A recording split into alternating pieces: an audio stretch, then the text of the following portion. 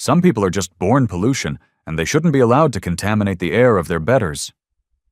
Amelia Vanderbilt Blackwood's voice, sharp and cold as breaking ice, sliced through the opulent air of the Boston Preservation Gala. A torrent of crimson, a $500 Domaine de la Romane Conti, erupted from the bottle in her hand, exploding across the cream-colored silk of Isabella Rossi's gown. The wine, dark as blood, soaked into the delicate fabric, a violent stain on quiet elegance. As if on cue, her daughter, Chloe Vanderbilt Blackwood, drove the razor-sharp heel of her Louboutin stiletto directly onto Isabella's phone, which had slipped from her grasp. The screen spiderwebbed into 1,000 glittering shards on the polished marble floor. "Oh dear, did I just break your little burner phone, you ghetto rat?" Chloe's laugh was a tinkling, cruel melody. Her father, Lawrence Blackwood, a man whose tailored suit cost more than a car, gestured lazily to a pair of burly security guards. "Please, drag this filth out of here before its stench infects our children." Their son, Spencer, a vapid Adonis with a cruel smirk, held his phone aloft, the screen glowing. He was live streaming. "Everyone, get a good look," he narrated to his followers, his voice dripping with condescending amusement. "We're watching a live disposal of human garbage. We're already at 2,000 viewers and climbing. Let's see how high we can get it." Have you ever witnessed an act of bullying so brazen, so public, that you couldn't look away? What you're about to hear is the story of the most expensive act of public humiliation in modern history. Before we dive in, make sure you are subscribed to Black Voices Uncut, with notifications turned on, because the ending to this story will shatter everything you think you know about power. Now, let's get back to it. Isabella Rossi stood motionless, a statue at the center of a storm of her own degradation. The wine seeped through the silk, cold against her skin, the ruins of her dignity on full display for a growing audience, both in the room and online. Slowly, deliberately, she reached into her small, unassuming clutch. Her fingers, steady and sure, closed around a cool, heavy piece of platinum metal. A business card holder so exquisitely crafted, so understated in its luxury, that most of the guests in this room of immense wealth wouldn't even be able to identify it. Her voice, when she finally spoke, was perfectly level, a calm sea in the midst of their hurricane of contempt. "What an interesting evening." The Vanderbilt Blackwood family exchanged smug, self-satisfied glances. They were peacocks, displaying their brilliant plumage of cruelty, utterly oblivious to the fact that they were taunting not a sparrow, but a slumbering dragon. They had no idea what was coming. Have you ever been so profoundly underestimated that a single quiet phone call could detonate the very foundations of your tormentor's world? The grand ballroom clock read 9:47 p.m. There were 13 minutes until the keynote speech, where Lawrence Blackwood was scheduled to announce a new $20 million wing for the city's children's hospital, a monument to his family's manufactured benevolence. The crimson stain on Isabella's chest continued to spread, a blooming flower of shame. Amelia Vanderbilt Blackwood, the matriarch of this viper's nest, began to circle her prey, the clicks of her Manolo Blahniks echoing like gunshots against the marble. Her voice, amplified by the room's acoustics, was a performance for the assembled Boston elite. "Chloe, darling, be a dear and fetch this creature a towel from the kitchens. That's where it belongs anyway, with the help." Chloe's laugh, again, that sound of breaking glass. "Mother, don't be absurd. That vintage Romane Conti is utterly wasted on something that probably drinks wine out of a cardboard box. What a tragic waste of a perfect vintage." A loose circle of nearly 200 of Boston's wealthiest citizens began to form, a modern-day coliseum. Phones, like tiny digital swords, emerged from Hermes Birkin bags and the inner pockets of Armani suits. The spectacle was too delicious to ignore. Lawrence Blackwood spotted the gala's manager, a harried-looking man named Marcus Wells, and waved him over with the imperial authority of a king summoning a courtier. "Marcus," Lawrence boomed, "this individual has clearly wandered in from the wrong entrance. Staff access is through the service corridor in the rear. See to it." Wells, clutching a tablet to his chest like a shield, scurried across the floor. His face was a mask of professional panic. "Ma'am," he began, his voice tight with anxiety, "I am terribly sorry for this confusion. This is a $10,000 per plate event. Could I please see your invitation?" Isabella's fingers once again found the sanctuary of her clutch. The expensive wine had miraculously missed it. "Of course," she said, her voice still unnervingly calm. "Don't even bother checking," Amelia interrupted, her voice a venomous drip of contempt. She gestured wildly at Isabella's dress. "Just look at it. That dress is a discount rack nightmare. And those pearls? My God, they're pathetic. This is clearly charity fraud. She probably snuck in to steal the silverware." Spencer held his iPhone at the perfect angle, ensuring his live stream audience caught every humiliating detail. The viewer count climbed relentlessly. 2,400, 2,600, 2,947 people watching live. The comments flooded the screen in a torrent of digital cruelty, faster than he could possibly read. "Get her out of there! Elmo, that wine stain shows her true colors. Ghetto trash. Security should tase her for trespassing. Lol, she thought she could blend in." "Everyone say hello to our uninvited entertainment for the evening," Spencer announced to his followers, a carnival barker presenting his freak show. "Looks like the help had a little accident and spilled wine all over themselves." So embarrassing for her. He panned the camera from Isabella's wine-soaked dress up to her face, zooming in for a tight close-up. He expected tears, fear, shame. Instead, he found an unnerving stillness, an expression as placid and unreadable as deep water. The silence in the ballroom stretched, becoming taut and uncomfortable. It was Amelia who broke it, her words crafted with surgical precision to inflict the maximum damage. "You know what I find truly fascinating?" she asked, addressing the growing crowd. "The audacity, the sheer, unmitigated gall. To crash our event, to ruin a $500 bottle of wine, and then to just stand there, as if you actually belong in this room." She turned, a grand orator, playing to her audience. "Ladies and gentlemen, this is a perfect example of what happens when charity becomes too accessible. Standards disappear, the rabble gets in." A ripple of murmurs went through the audience. A few uncomfortable, sycophantic laughs. Someone whispered, "Shouldn't someone call the police?" Lawrence raised his champagne flute, a crystal beacon for all to see. "A toast, everyone," he declared, "to maintaining standards." In a chilling display of unified elitism, 50 crystal glasses lifted in unison. The message was as clear as the champagne they held.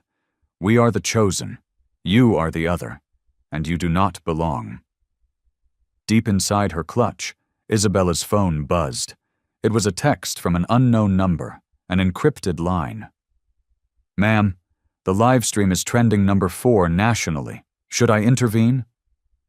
"David." She typed back a swift, single-handed reply. "Not yet. Let them dig the hole a little deeper." Marcus Wells, the beleaguered manager, cleared his throat nervously.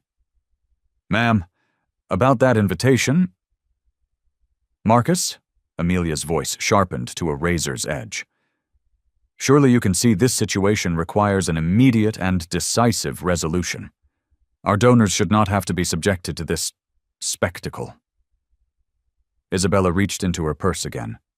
This time she withdrew the small platinum folder. As she opened it, The brilliant chandelier light caught the metallic sheen. "Here is my identification," she said quietly.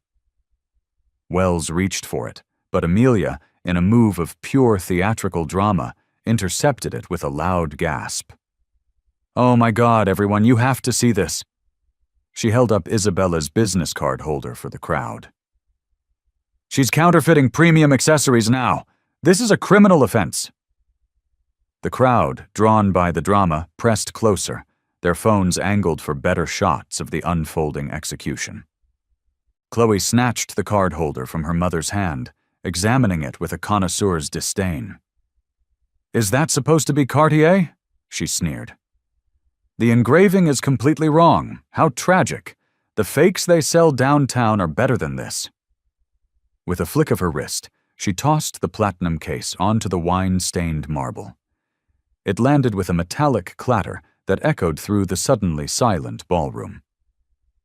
Isabella's phone buzzed again. The caller ID read, "Legal Department."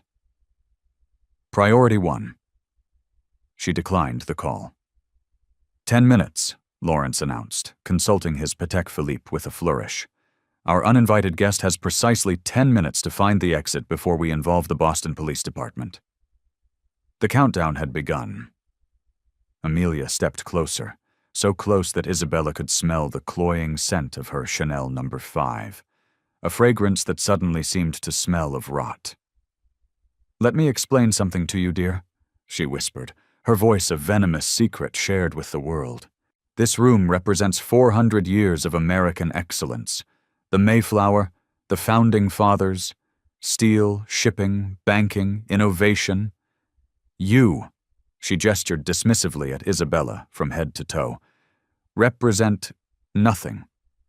Her voice rose again, taking on the cadence of a history lecture for the benefit of the surrounding phones. "My great-grandfather founded one of the first shipping empires in this very city. My husband's family practically built the financial district. Our children, Chloe and Spencer, will inherit legacies that have shaped this nation." She leaned in, her whisper loud enough for every camera to capture. "What will your children inherit? Debt? Dysfunction? The same cycle of failure that brought you here tonight, begging for scraps at our table?" The cruelty was surgical, precise, designed to inflict wounds that couldn't be seen bleeding. On Isabella's wrist, a detail lost in the chaos, her own watch caught the light. It was a Patek Philippe Grandmaster chime. In the crowd's feeding frenzy to document her humiliation, not a single person recognized the $2.5 million timepiece on her wrist. Her phone vibrated with another encrypted text. "All 8-47 contracts ready for immediate review. Singapore acquisition on hold, pending your direct authorization. P. Kim, General Counsel." Isabella typed back a simple command. "Execute Protocol 7 in exactly 8 minutes. Authorization. Thunderbird." Spencer's live stream had now crested 3,200 viewers. The comments were no longer just cruel, they had become creative in their sadism. Someone call animal control. "There's a stray in the ballroom. This is why we need walls. LOL. She probably has a GoFundMe for her dry cleaning bill already." 7 minutes, Lawrence announced, his voice booming with finality. Amelia turned to the crowd with a theatrical flourish, the master of ceremonies at a public execution. "Ladies and gentlemen, let's give our unexpected guest exactly 7 minutes to find her way to the exit before we have her professionally removed." A chilling countdown began to ripple through the audience, like a twisted version of New Year's Eve. Some held up their fingers, laughing. Others checked their Rolexes and Cartiers, synchronizing their timepieces for the final moment. 7 minutes, 6 minutes, and 30 seconds. Isabella stood in the center of it all, wine-stained, surrounded, and seemingly powerless. She checked her phone one last time. The screen showed a single encrypted message. "All systems green, legal standing by. Ready on your signal." Patricia Kim, Rossi Global Ventures. Isabella slipped the phone back into her clutch, and, for the first time that evening, she smiled. It was a small, almost imperceptible smile, but it was just enough for the cameras to catch. She had absolutely no intention of leaving. The clock read 9:58 p.m., 12 minutes until the keynote. Jennifer Reeves, the hotel's general manager, materialized beside Marcus Wells like a battlefield commander arriving to a losing fight. She surveyed the scene, the wine, the shattered glass, the encircling crowd, with the practiced eyes of someone trained in crisis management. "Ma'am," she addressed Isabella, her tone carefully neutral, the kind reserved for diffusing situations that could lead to lawsuits. "I see there's been a beverage incident. Perhaps we could escort you to a private suite to arrange for alternative accommodations for the evening." Isabella's response was immediate and crisp. "I appreciate your high standards of hospitality. Wine service is, after all, everything in this industry." Amelia's laugh rang out, sharp as shattering crystal. "Finally, someone who understands quality control. Jennifer, remove this contamination immediately."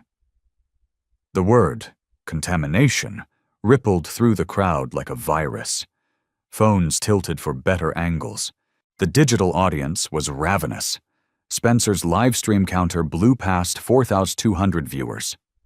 His commentary had escalated into a full-blown performance. "Guys, this is absolutely insane," he narrated. "Rich people charity drama hits different, you know? We've got hotel management, private security on the way, and this lady just refuses to leave." He panned his camera across the sea of expectant faces. "Like, seriously, lady, read the room." The comments were a waterfall of vitriol. "She has main character syndrome. Just drag her out by her cheap extensions. Call the cops already. Trespassing. This is so uncomfortable, but I can't stop watching. Why won't she just go? Is she mentally ill?" The time was 10:00 p.m., 10 minutes until the keynote. 4 men materialized from the corners of the ballroom. They were not the hotel's usual security. These men wore black suits with discreet earpieces and the unmistakable bearing of private contractors, the expensive kind. The lead guard, a man built like a refrigerator compressed into formal wear, approached Isabella with measured, deliberate steps. "Ma'am," he said, his voice a low rumble, "I'm going to need you to come with us. Quietly. There's no need to make this more difficult than it already is." The circle of guests tightened. 70 people now, all holding their devices, all documenting. The modern Colosseum had reached its full capacity. Chloe Vanderbilt Blackwood, savoring the moment, beckoned a server with a flick of her imperial fingers. "Champagne," she commanded. "Bring the Dom Perignon. We need to celebrate the importance of maintaining our event's vintage quality." The server, wide-eyed, hurried away and returned with a tray of crystal flutes filled with golden, bubbling liquid. Chloe distributed the glasses to her family and a select few guests from their inner circle. "A toast," she announced, her voice loud enough for every phone to capture it. "To exclusive vintages and exclusive events." Like a forest of glass spears, 30 crystal flutes rose in unison. The visual was devastatingly powerful, a shimmering wall of wealth and privilege, held high like weapons, against one lone woman in a stained dress. Isabella stood perfectly still in the center of their circle. The darkened fabric of her gown clung to her chest like an admission of guilt. Her phone buzzed. It was David again. "Ma'am, the wine incident is now trending number 2 nationally on Twitter. CNN has picked up the live stream. Should I deploy crisis management protocols?" She typed back. "Not yet. Let them reach the peak." Lawrence Blackwood consulted his watch with theatrical gravity. 8 minutes remaining. Perhaps we should expedite this process." He gave a curt nod to the lead security guard, who stepped forward with an air of professional finality. "Ma'am, I need you to surrender your phone and come with us immediately. This is private property, and you are creating a public disturbance." Isabella's fingers found her clutch one more time. "May I make one phone call before we proceed?" "Absolutely not," Amelia interjected, her voice sharp and final. "No phone calls, no delays, no more drama. Security, escort this person out of the building, now!" The 4 guards moved, forming a tighter perimeter. The crowd surged closer, a wave of bodies eager to witness the final act of destruction. Isabella could smell the collective breath of 70 people, a mixture of champagne and contempt, as they watched her world prepare to end. 10:02 p.m. 8 minutes until the keynote. The ballroom's massive screens, which had been displaying a tasteful slideshow of the foundation's work, flickered to life with the Vanderbilt Blackwood Foundation logo. Preparations for the keynote speech were beginning. Staff hurried along the periphery, setting up microphones and adjusting lighting, but nobody moved toward their seats. Why watch a boring speech when the real entertainment, a live social execution, was happening right here? Amelia turned to address the crowd, her voice filled with the unshakable confidence of a woman who had never been told no. "Do you know what this represents?" She gestured at Isabella as if she were a museum curator explaining a particularly distasteful exhibit. "This represents the complete and utter breakdown of social order. When standards disappear, chaos is what follows." Her voice gained momentum, feeding on the rapt energy of her audience.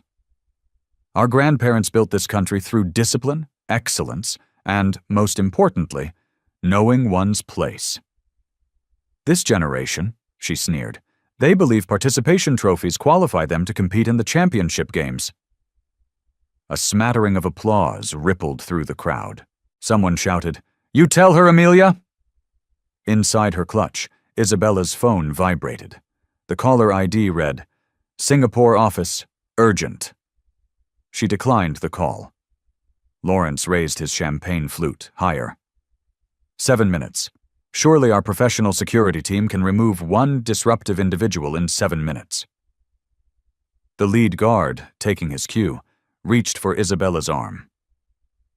"Wait," Isabella said. Her voice was so quiet, so calm, that it cut through the noise of the room like a blade of pure silence. Every head turned. Every phone readjusted its focus. "I understand your position completely," she continued, addressing the guard but speaking to the room. "But I believe there has been a significant miscommunication regarding my presence here tonight." Amelia's laugh could have shattered the crystal chandeliers. "Miscommunication? The only communication that needs to happen now is you walking out that door, preferably in handcuffs." 10:04 p.m. 6 minutes until the keynote. Isabella's phone buzzed again. This time she glanced at the screen. The message was brief. "All wine import systems ready. Legal clearance confirmed. Authorization code accepted. Standing by for execution. Patricia Kim, General Counsel." She looked up, her gaze sweeping across the circle of faces surrounding her. The phones recording from every conceivable angle. The security guards, tensed and ready to move. The Vanderbilt Blackwood family, holding their champagne like victory trophies. "I really do need to make that phone call now," Isabella said. Her tone hadn't changed, but something else had entered her voice. A note of steel, of finality, that made the lead security guard pause, his hand hovering inches from her arm. Chloe, emboldened by the champagne and her own cruelty, stepped forward, the golden liquid sloshing in her glass. "No phone calls, no delays, She stopped mid-sentence. Isabella had pulled out her phone. With deliberate, unhurried precision, she was scrolling through her contacts. The security guards exchanged uncertain glances. Their job was to remove disruptive guests, not to wrestle phones away from women in evening gowns, no matter how stained their dresses were. Amelia sensed the hesitation in the air and moved to fill the leadership vacuum. Officers, I am personally authorizing you to use whatever force is necessary to remove this trespasser from my event immediately. The Vanderbilt Blackwood Foundation will cover any and all legal complications that may arise. Isabella found the contact she was looking for. Her finger hovered over the call button. 10:06 p.m. 4 minutes until the keynote. The ballroom had gone completely, unnervingly silent. The only sounds were the hum of the ventilation system and the distant clatter of dishes from the kitchen. Even the live stream comments had slowed to a trickle, as if the entire digital world sensed that the story was about to take a dramatic turn. Isabella looked up from her phone, her eyes meeting the gazes of those around her. The tensed guards, the smug family, the 70 breathless guests. "You know," she said quietly, her voice resonating in the stillness, "wine is supposed to bring people together. It's a symbol of celebration, of community, of a shared humanity." She gestured to the ugly, dark stain on her dress. "You've managed to turn it into something hideous." Amelia's eyes flashed with triumph. This was the moment of the kill. "More philosophical nonsense from the gutter. Officers, remove this person immediately." Isabella pressed the call button and activated the speakerphone in one smooth, fluid motion. The phone began to ring, the sound echoing through the cavernous ballroom. 10:07 p.m., 3 minutes until the keynote. "Patricia," Isabella said into the phone, her voice calm and clear before anyone on the other end could even answer. "I'm at the Vanderbilt Blackwood Foundation event. I need you to execute Protocol 7, immediately." The phone was still ringing. Amelia, realizing what was happening, lunged for the device. "Give me that!" But it was too late. The phone connected. A crisp, professional voice, amplified by the speaker, filled every corner of the ballroom. "Rossi Global Ventures Legal Department. This is Patricia Kim, General Counsel. How may I assist you this evening, Ms. Rossi?" The name hung in the air. An atom bomb of revelation. Rossi. The champagne flutes stopped clinking. The phones stopped recording and started Googling. Isabella spoke clearly, her words carrying like a death sentence to the silent, stunned room. "Patricia, please execute immediate termination of all Vanderbilt Blackwood Group wine import contracts. Authorization code Thunderbird 7. Abhomptron." Amelia Vanderbilt Blackwood's champagne glass slipped from her suddenly numb fingers and shattered against the marble floor. The time was 10:07 p.m. It was the phone call that would echo through the financial world for decades. Patricia Kim's voice, amplified through the phone's speaker, continued with the calm, surgical precision of a seasoned executioner. "Ma'am, to confirm, that includes 847 active wine import contracts with the Vanderbilt Blackwood Group, valued at approximately $1.2 billion annually. Shall I proceed with immediate termination?" The words hit the Vanderbilt Blackwood family like a physical blow. The color drained from Amelia's face, leaving her expensive makeup looking like a grotesque mask on a bloodless canvas. Her hands began to tremble, her fingers sticky with champagne, grasping at nothing. Lawrence's Patek Philippe, the watch he had brandished like a scepter just minutes before, slipped from his wrist and clattered against the marble floor, the sound of a falling empire. Chloe's mouth opened and closed soundlessly, like a fish gasping for air in a poisoned pond, and Spencer, the live streamer, captured it all. 4,847 viewers watched the exact moment when the predators realized they had cornered the wrong prey. Isabella's voice remained as steady as bedrock. "Yes, Patricia. Execute all termination protocols immediately, and while you're at it, please cancel the Vanderbilt Blackwood Foundation's preferred vendor status across all Rossi Global Ventures subsidiaries, effective immediately." The crowd of 70 guests stood frozen, their phones still held aloft, but their hands were shaking. Someone in a Chanel suit whispered the name, Rossi Global Ventures. The woman next to her was already Googling, her thumb flying across her screen. Her gasp was audible across the room. Forbes lists her net worth at $4.7 billion. 10:08 p.m. Reality, cold and brutal, came crashing down. Wait! Amelia stammered, her voice cracking like thin ice. You can't be— Isabella turned to face her directly, the crimson stain on her dress no longer a mark of shame, but a badge of war. Isabella Rossi, CEO of Rossi Global Ventures Wine and Hospitality Empire. She let the words hang in the air for a moment. The contamination you were so concerned about removing from your event? The 4 private security guards took an instinctive step back.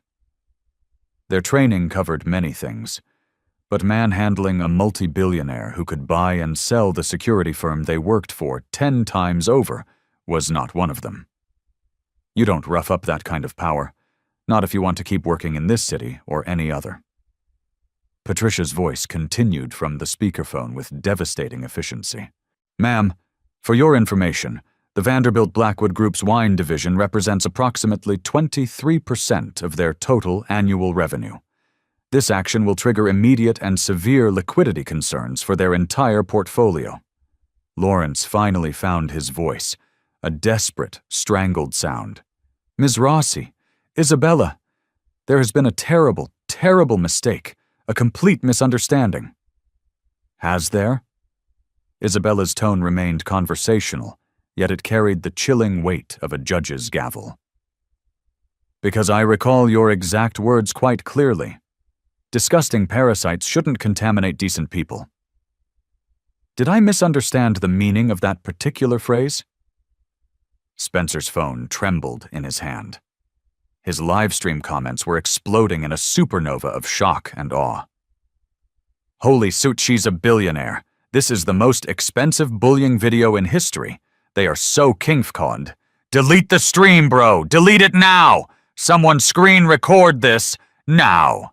10:09 when so on so fine. The wine empire reveals itself.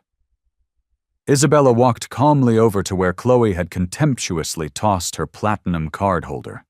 She picked it up, brushing away the tiny fragments of crystal from Amelia's shattered champagne glass. This isn't a counterfeit Cartier, she said, holding it up so it caught the brilliant light of the chandeliers. It's custom. Rossi Global Ventures Executive Platinum. There are only 12 of them in the entire world. She opened it slowly, revealing business cards that seemed to be crafted from precious metal. Patricia, she said, her voice still carrying throughout the silent room, could you please explain to our audience here tonight exactly which vineyards Rossi Global Ventures owns? Patricia's voice filled the ballroom like a legal briefing being read at a state funeral. Certainly, Ms. Rossi. The Rossi Global Ventures Wine Division owns controlling interests in 23 French chateaux, including Chateau Margaux, Chateau Latour, and Chateau Petrus. We also currently control 67% of California's premium Napa Valley wine production and 34% of Italy's Chianti Classico exports. The second champagne glass, the one Chloe was still holding, fell from her nerveless fingers, joining its shattered predecessor on the marble floor, a floor that now looked like the site of a massacre. That Domaine de la Romanée-Conti you so generously spilled on my dress? Isabella's voice now carried a faint hint of amusement.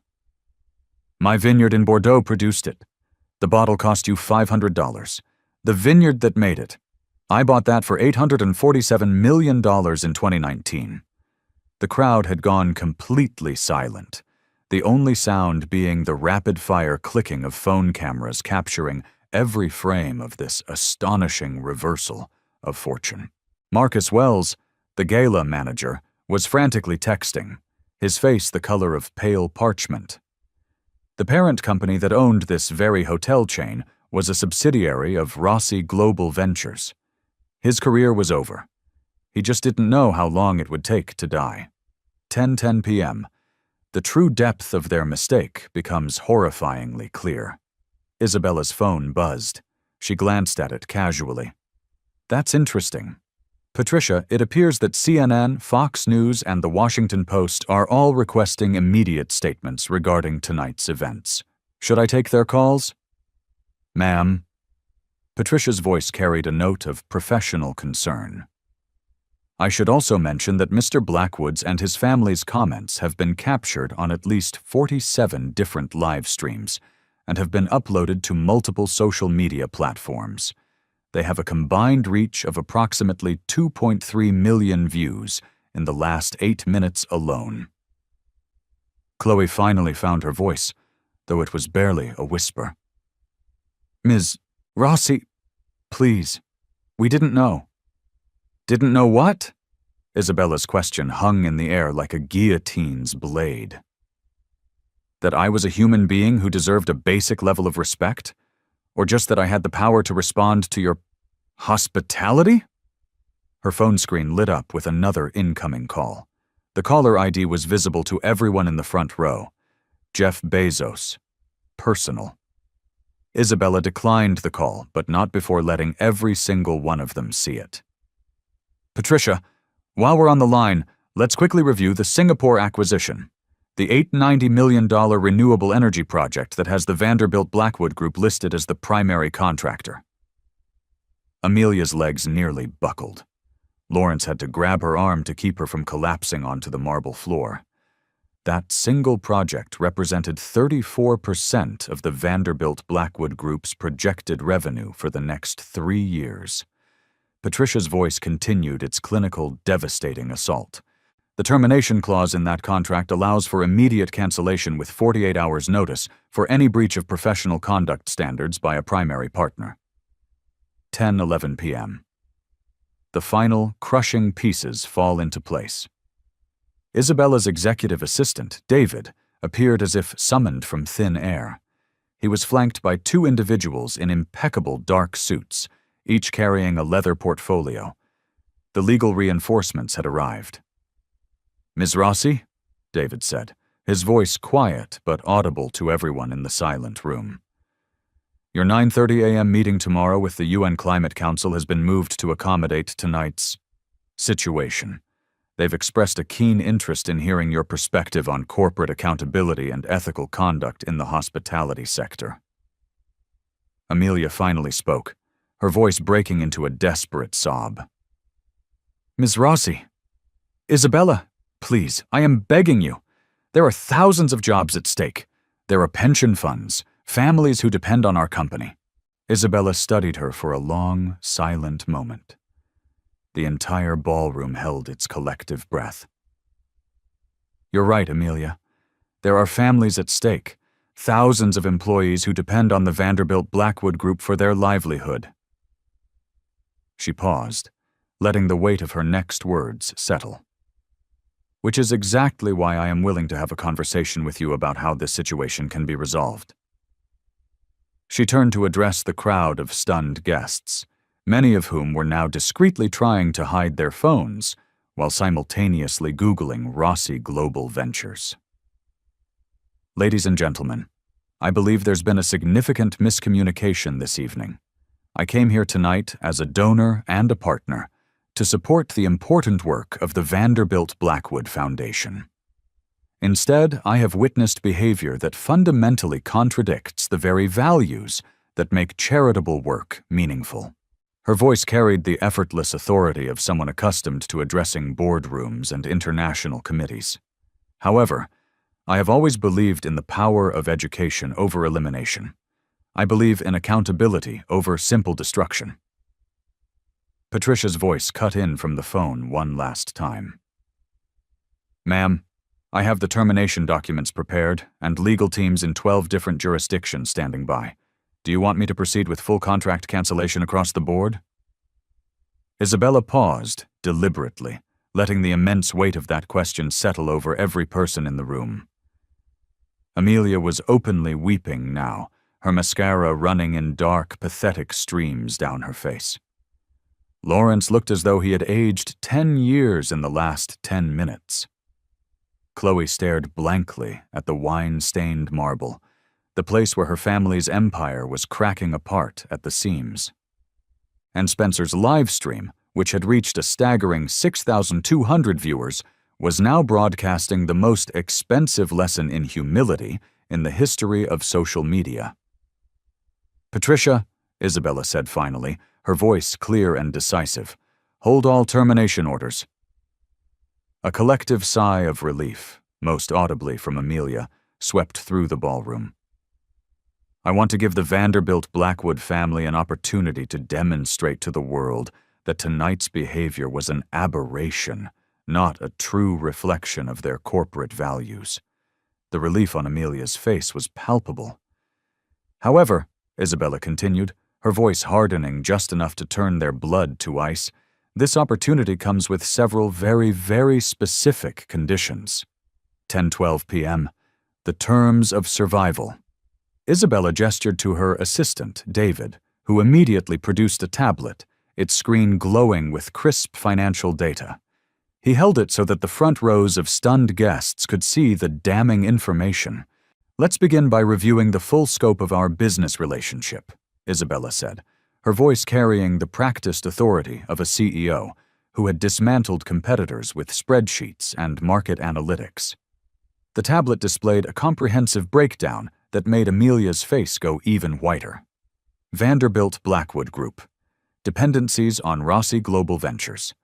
Wine imports and distribution, $340 million. Whereas annually. Hospitality equipment and leasing, $185 million. Annually. Renewable energy partnerships, $156 million. Annually. Real estate joint ventures, $92 million annually. Total annual revenue dependency, $773 million. 23% of your group's total annual income, Isabella stated, as a simple matter of fact. "Patricia, could you please explain the legal mechanisms that are available to us under our current agreements?" Patricia's voice cut through the ballroom with the sharp precision of a scalpel. All 847 active contracts include Clause 47B, termination for cause. This can be invoked in the event of a material breach of professional conduct standards that reflect negatively on the reputation or brand integrity of Rossi Global Ventures. Lawrence Blackwood's instincts as a corporate lawyer finally kicked in, cutting through his panic.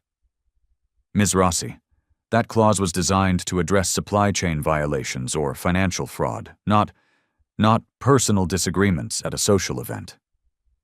Isabella's smile was colder than a Boston winter. The clause specifically mentions public behavior by partners or their principal officers that brings the brand integrity of Rossi Global Ventures into disrepute. Your son's live stream, which I believe is now trending #1 worldwide, along with the testimony of nearly 200 witnesses in this room, would likely qualify as sufficient evidence.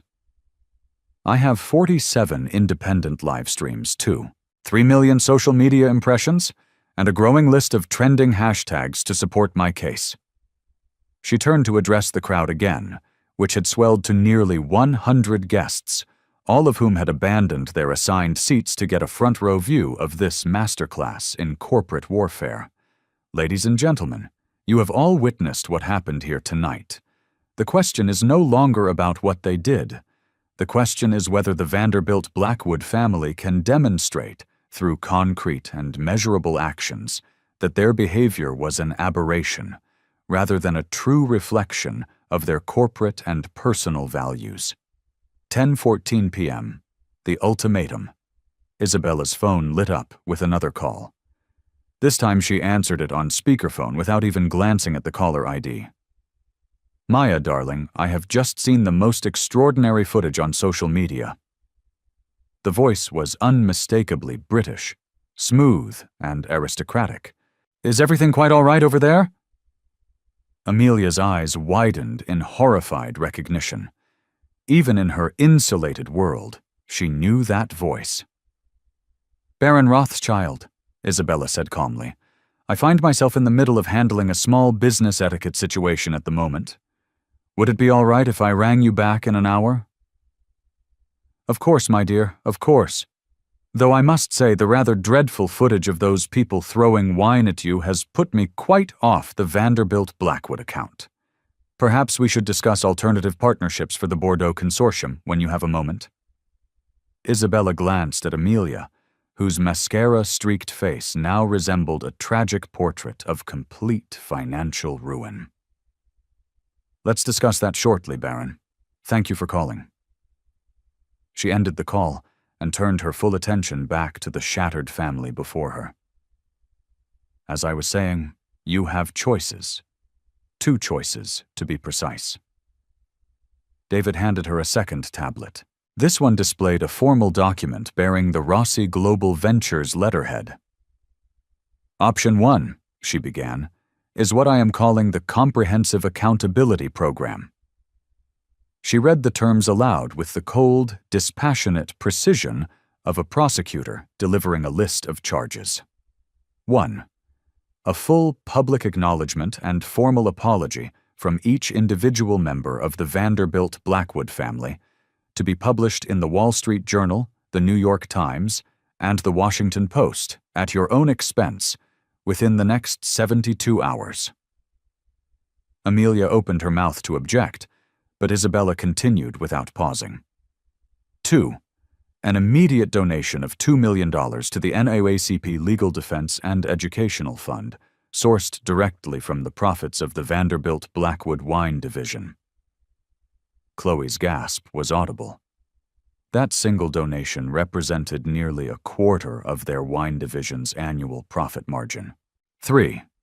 Mandatory unconscious bias and sensitivity training for all Vanderbilt Blackwood Group executives to be conducted by the Diversity and Inclusion Institute at Harvard Business School.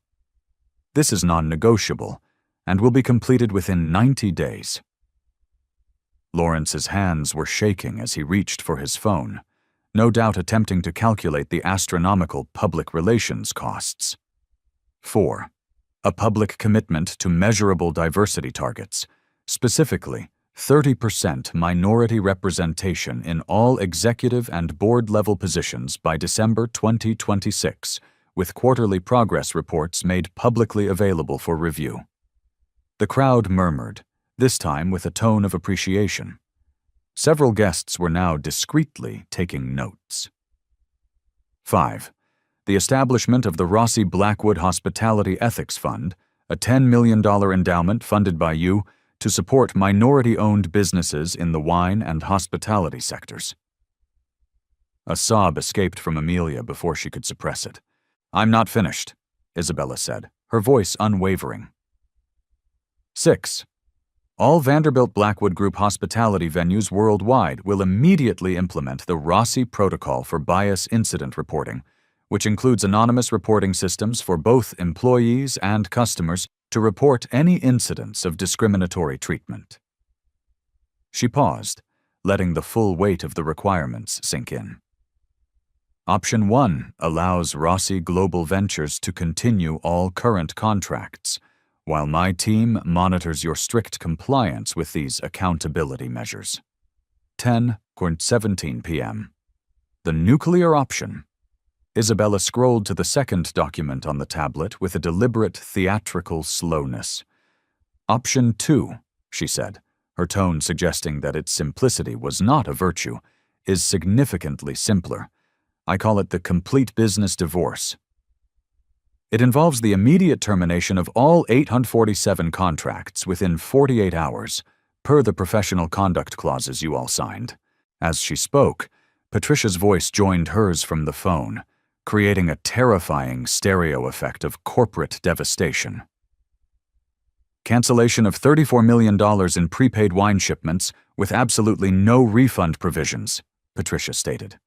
Loss of exclusive access to all Rossi Global Ventures vineyards, which will affect 67% of your premium wine inventory, Isabella added.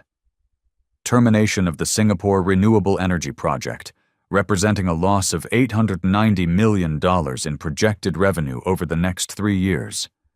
Patricia countered.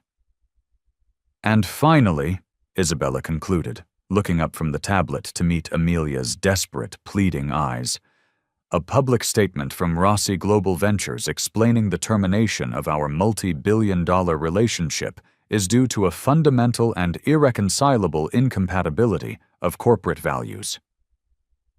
She let that sink in. I should also mention that Rossi Global Ventures has active partnerships with 847 other companies, including Tesla, Microsoft, Amazon, and Google. The combined partnership value is $2.3 trillion annually. David stepped forward with a third tablet. Ms. Rossi, you have 7 urgent calls on hold from Fortune 500 CEOs who are asking about the live stream footage. They're asking if the Vanderbilt Blackwood Group's values align with their own. Should I conference them in? The threat was clear, elegant, and utterly devastating. Isabella didn't need to destroy the Vanderbilt Blackwood Group directly. She could simply let her global business network know that the family considered discriminatory and cruel behavior to be an acceptable part of their corporate culture. The market would do the rest. 10:19 p.m. The decision point. Isabella's phone buzzed with a text message, the preview visible to the front row. UN Ethics Committee requesting emergency session to discuss corporate accountability standards in the global hospitality sector. Office of the Secretary General. That was the final blow. Amelia Vanderbilt Blackwood, the proud, cruel matriarch, fell to her knees on the wine-stained marble. Her $10,000 Valentino gown pooled around her like a puddle of her own defeat. Ms. Rossi, Isabella, I'm begging you. Her voice broke completely. I choose option 1. I choose accountability. I am deeply, truly, and profoundly sorry for what happened here tonight. She dissolved into racking sobs. I was wrong. Completely and horribly wrong. You did not deserve any of that treatment. No one deserves that treatment. Lawrence stepped forward, his corporate composure finally cracking under the immense pressure. Isabella, Amelia speaks for all of us. We choose option 1. We will comply with every single one of your requirements. Chloe nodded frantically, tears of terror and regret streaming down her face. I'm so sorry, Ms. Rossi. I'm so sorry for everything I said. Spencer had completely abandoned his live stream, his phone now face down on a nearby table like a murder weapon he desperately wanted to hide. Isabella studied their shattered faces for a long, silent moment, the entire ballroom holding its breath. Words are important, she said finally, but actions are what matter. She turned to her team. Patricia, prepare the option 1 compliance documents immediately with full legal monitoring provisions. Right away, ma'am. Standard Rossi Global Ventures accountability protocols with mandatory quarterly reviews? Yes, Isabella confirmed. Full transparency, public tracking, and Patricia, include performance bonds. If they fail to meet a single one of these requirements, the financial penalties should be severe enough to reflect the seriousness of their commitments. Amelia's relief was visible, but so was the dawning, terrifying understanding in her eyes. This was not mercy. This was a managed execution. 6 months later. The transformation. The headline on the front page of the Wall Street Journal read, "The Wine Incident, How a Public Shaming Reformed Corporate America." The feature photo was of Amelia Vanderbilt Blackwood, her hair pulled back simply, serving lunch at a homeless shelter in Houston. Her once perfectly manicured hands were now ladling soup into plastic bowls. Isabella Rossi sat in her corner office overlooking the Manhattan skyline, reviewing the quarterly compliance report David had just prepared.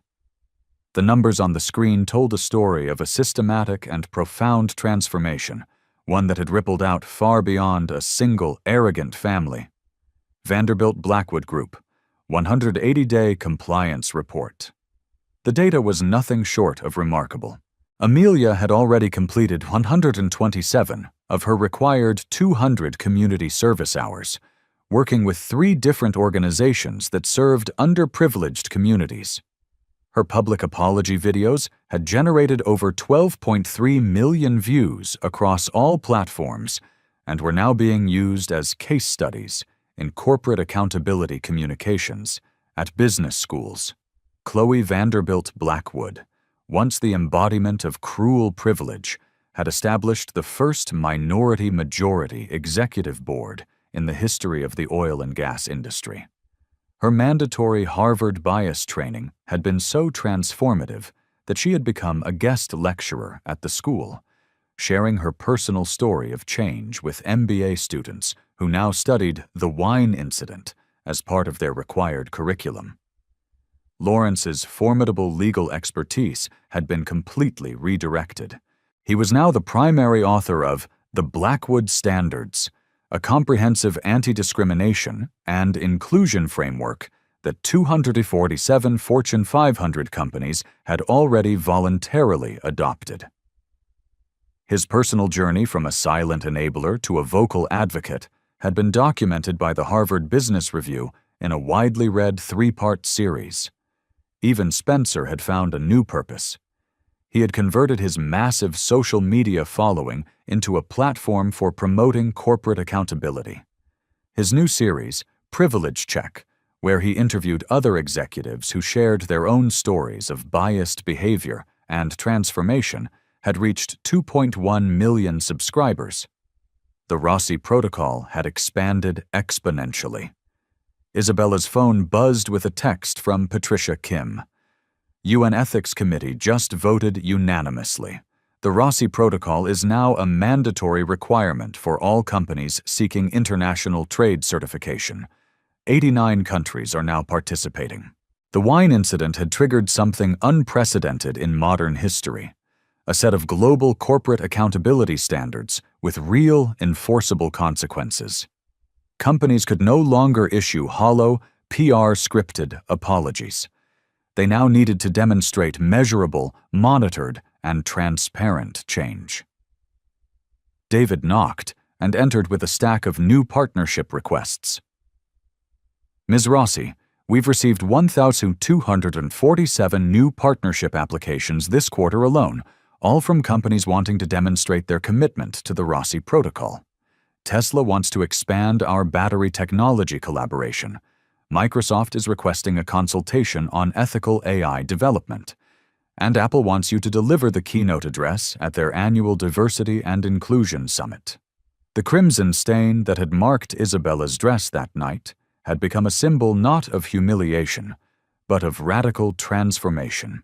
Fashion magazines had declared the wine dress to be Time's fashion statement of the year, not for its designer label, but for what it represented: dignity under fire and the strategic reclamation of power.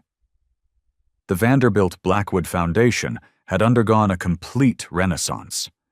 Amelia's face appeared on Isabella's office monitor for their scheduled video conference.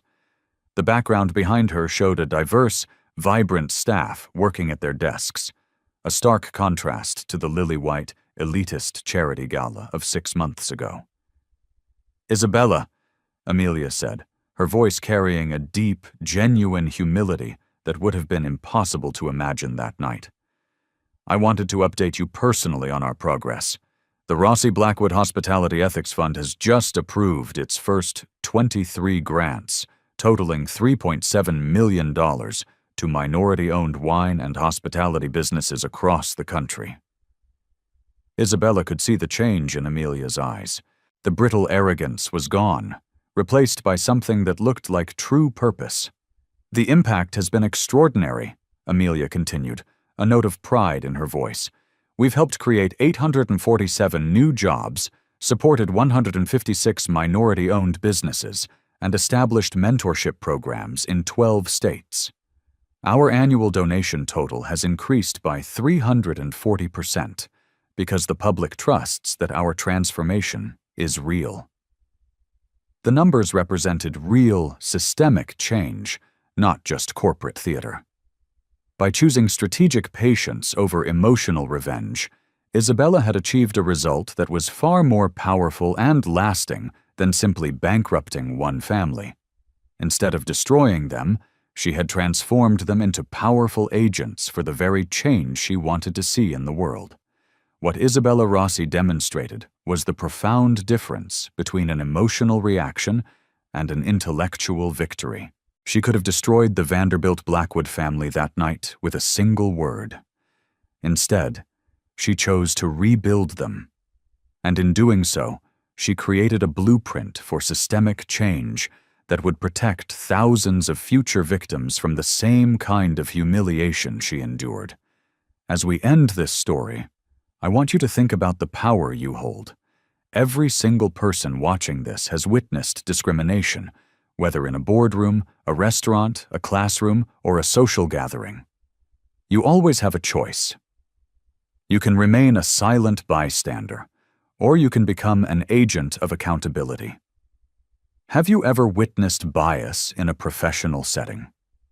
Your experience matters.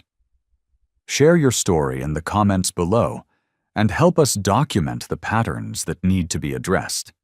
Subscribe to Black Voices Uncut for more stories that prove strategic empowerment can always defeat destructive prejudice.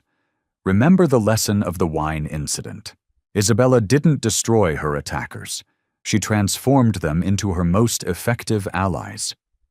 Strategic patience creates permanent, systemic change, while emotional revenge creates only temporary, personal satisfaction. When you face discrimination or witness it happening to others, which path will you choose?